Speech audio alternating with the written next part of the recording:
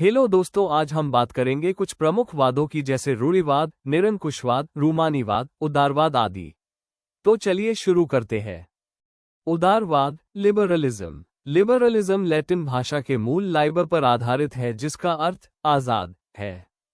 उदारवाद एक राजनीतिक और नैतिक दर्शन है जो व्यक्तिगत स्वतंत्रता, कानून के समक्ष समानता, लोकतांत्रिक शासन, नागरिक स्वतंत्रता और मुक्त बाजार पर जोर देता है। यह विचारधारा समानता और निजी संपत्ति के अधिकारों की रक्षा करते हुए सीमित सरकार का समर्थन करती है। यह निरंकुश सत्ता के बजाय तर्कसंगतता और व्यक्तिगत अधिकारों को प्राथमिकता देती है, जो मुख्य रूप से जीवन, स्वतंत्रता और संपत्ति से संबंधित है। रूढ़िवाद, कंजर्वेटिज्म। यह एक सामाजिक या राजनीतिक विचारधारा है जो परंपराओं और मौजूदा व्यवस्था यथास्थिति को बनाए रखने का समर्थन करती है और तीव्र परिवर्तन का विरोध करती है। रूढ़िवाद ऐसा राजनीतिक दर्शन जो परंपरा, स्थापित संस्थानों और रिवाजों पर जोर देता है और तेज बदलावों की बजाय क्रमिक और धीरे धीरे विकास को प्राथमिकता देता है। जैसे महिलाओं को घरेलू कामों, खाना पकाना, बच्चों की देखभाल के लिए उपयुक्त मानना।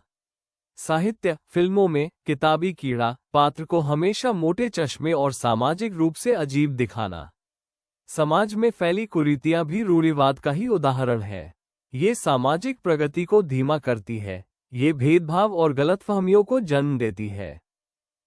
निरंकुशवाद, एब्सोल्यूटिज्म। ऐसी सरकार या शासन व्यवस्था जिसकी सत्ता पर किसी प्रकार का कोई अंकुश नहीं होता।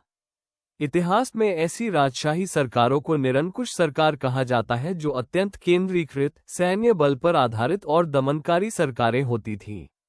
इस प्रणाली में शासक के फैसले अंतिम होते हैं, जिन्हें किसी संवैधानिक, कानूनी या बाहरी एजेंसी द्वारा चुनौती नहीं दी जा सकती है।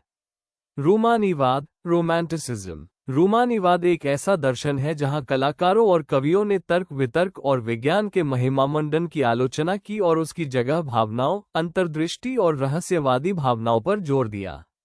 यह 18वीं सदी के अंत में यूरोप में उभरा एक सांस्कृतिक और कलात्मक आंदोलन था। रूमानी कलाकारों ने व्यक्तिगत भावनाओं, जैसे कि प्रेम, निराशा और दुख के साथ साथ कल्पनाशक्ति को तार्किक सोच से अधिक महत्व दिया।